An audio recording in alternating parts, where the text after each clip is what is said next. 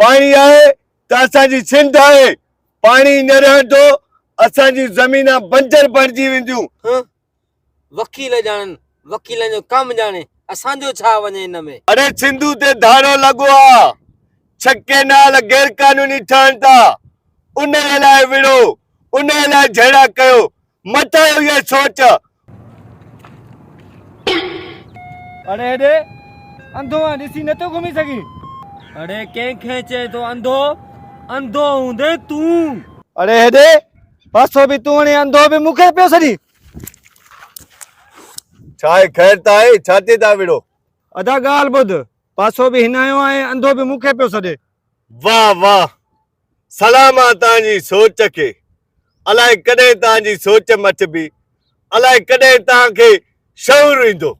ओ असांजी सोच सही आहे, बस ख़बर आहे, ख़बर आहे। सलाम आहे तुंहिंजी सोच खे, सलाम आहे ॿिन्हिनि हथनि सां तुंहिंजी सोच खे। बसि तव्हांजी सोच हाणे इहा रही आहे, पासे ते पाणी जे वारे ते ॿारनि जे झेड़े ते या थोरी थोरी ॻाल्हि ते बसि झेड़ो करिणो आहे। अरे सोच मटायो, शऊर आणियो, निकिरो। अरे सिंधु ते धाड़ो लॻो आहे, छके नाल गैर कानूनी ठहनि था, उन लाइ विड़ो, उन लाइ झेड़ा कयो, मटायो ये सोच। हुते ॾिसो वकील बिरादरी वेठी आहे, धरणे लॻायूं सिर्फ़ इन लाइ सिंधु दरिया खे बचायूं। वकील ॼाणनि, वकीलनि जो कमु ॼाणे, असांजो छा वञे हिन में। ओए हे सिर्फ़ वकील बिरादरी जो मसलो न आहे, असां पूरी सिंधी क़ौम जो मसलो आहे। पाणी आहे त असां आहियूं, पाणी आहे त असांजी सिंध आहे, पाणी न रहंदो असांजी ज़मीना बंजर बणिजी वेंदियूं। पाणी न रहंदो असांजी सिंध में बुख ऐं बदहाली पैदा थींदी।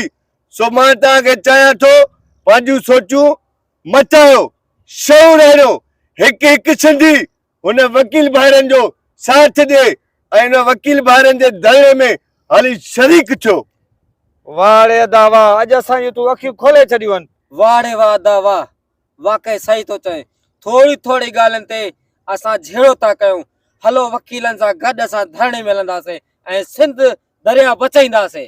जियो करेसि, ईअं सभु सिंधी ॿार गॾु थी वकील ॿारनि सां गॾु थियो, हौसला अफ़ज़ाई ॾियो, इंशाअल्लाह सिंधु दरिया बचाईंदासीं। हलो मूंसां गॾु वकील बिरादरी जेको धरणो आहियूं वेठा आहिनि, उते हली गॾु थियो, पंहिंजे सिंधी हुजण जो सबूत ॾियो। सिंधु दरिया ते धाड़ो ना मंजूर, कैनाल समूरा ना मंजूर। जाॻिया जाॻिया सिंधी जाॻिया, जाॻिया जाॻिया सिंधी जाॻिया, जाॻिया जाॻिया सिंधी जाॻिया।